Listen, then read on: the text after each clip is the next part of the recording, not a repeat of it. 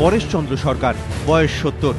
চাকরি থেকে অবসর নেওয়ার পর ঠাকুরপুকুরের তালপুকুরে স্ত্রী উষারানী সরকার আর ছেলে শোভনকে নিয়ে থাকতেন। কিন্তু বৃদ্ধ বাবা মাকে খুনের অভিযোগ উঠল সেই একমাত্র ছেলের বিরুদ্ধেই।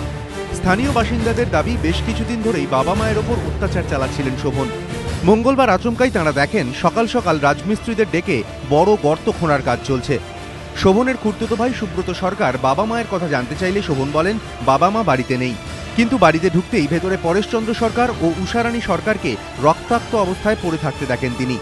ওর জ্যাঠতো দাদার ছেলে প্রায় আসে এখানে, অটো রাখে ওর বাড়িতে। সকালবেলায় নিতে এসে দেখে একটা গর্ত করা হচ্ছে আর ওর জ্যাঠা জেঠিমার খোঁজ করছে। তারপর খুঁজে দেখে চুল বাইরে রক্ত পড়ে আছে। ওই দেখে পাড়ার লোককে খবর দেওয়াতে এবং পুলিশকে খবর দেওয়াতে এই পাড়ার ছেলেরা ওকে মেন্টাল হসপিটালে দিয়েছিল।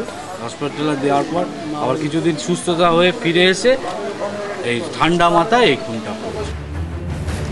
অভিযোগ পেয়ে শোভন সরকারকে গ্রেফতার করে পুলিশ। পুলিশ জানিয়েছে শোভন সরকারের সঙ্গে এক তরুণীর সম্পর্ক ছিল, কিন্তু বাবা মা সেই সম্পর্ক মেনে নেয়নি। সেই আক্রোশ থেকেই এই খুন বলে প্রাথমিকভাবে পুলিশের অনুমান। কারণটা এখন অবধি পরিষ্কার নয়, তবে বাবা মার সাথে একটা অশান্তি চলছিল, সেটা বোঝা যাচ্ছে না। তবে এইটুকু শোনা যাচ্ছে ওর বেশ কিছু বছর আগে ওর সাথে বোধহয় একটি মেয়ের ভালোবাসা ছিল, সেখান থেকে প্রত্যাখ্যান হয়েছিল।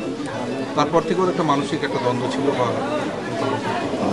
পুলিশের দাবি, জেরায় খুনের কথা স্বীকার করেছেন শোভন। জেরায় শোভন জানিয়েছেন সোমবার রাতে বাড়ির ঠাকুর ঘরের মধ্যে মা উষারানী সরকারকে কাটারি দিয়ে কুপিয়ে খুন করে সে। এরপর নিচের ঘরে বাবা পরেশচন্দ্র সরকারকেও খুন করে। দেহ ময়না তদন্তের জন্য পাঠানো হয়েছে।